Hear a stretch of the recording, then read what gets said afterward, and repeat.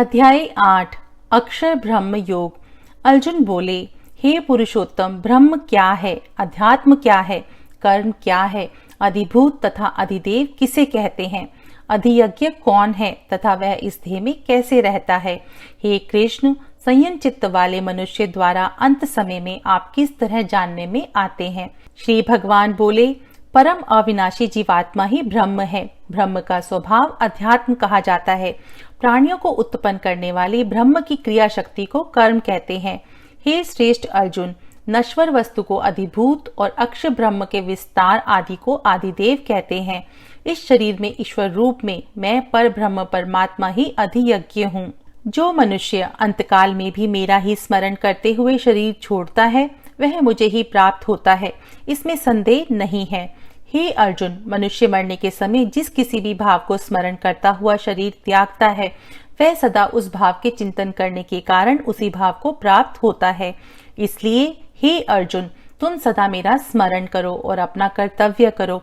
इस तरह मुझ में अर्पण किए मन और बुद्धि से युक्त होकर तुम मुझको ही प्राप्त होगे। हे अर्जुन, परमात्मा के ध्यान के अभ्यास रूपी योग से युक्त एकाग्र चित्त से परमात्मा का सदा चिंतन करता हुआ साधक पर ब्रह्म परमात्मा को प्राप्त होता है। जो भक्त सर्वव्यापी, अनादि, सबके शासक, सूक्ष्म से सूक्ष्म, सबका पालन पोषण करने वाला, अविचारणीय रूप, सूर्य के समान प्रकाशित तथा अविद्या से परे परमात्मा का सदा स्मरण करता है, वह अचल मन से योग बल के द्वारा प्राण को भ्रिकुटी के बीच में अच्छी तरह से स्थापित करके शरीर छोड़ने पर परमात्मा को प्राप्त करता है।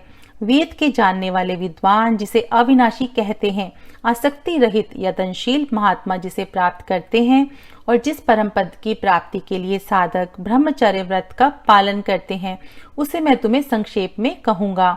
जो साधक सब इंद्रियों को वश में करके मन को परमात्मा में और प्राण को मस्तक में स्थापित कर तथा योग धारणा में स्थित होकर अक्षर ब्रह्म की ध्वनि शक्ति ओंकार का उच्चारण करके मेरा स्मरण करता हुआ शरीर त्यागता है, वह परम गति को प्राप्त होता है।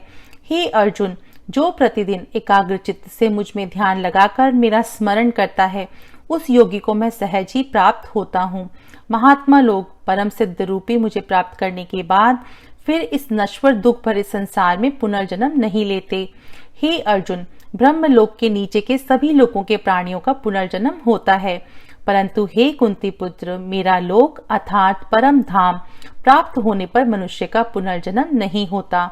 जो लोग यह जानते हैं कि ब्रह्मा जी के एक दिन की अवधि 1000 युग है तथा उनकी एक रात की अवधि भी 1000 युग है, वे दिन और रात को जानने वाले हैं। ब्रह्मा जी के दिन के आरंभ में आदि प्रकृति से सारा जगत उत्पन्न होता है तथा ब्रह्म जी की रात्रि के आने पर जगत उस आदि प्रकृति में ही विलीन हो जाता है।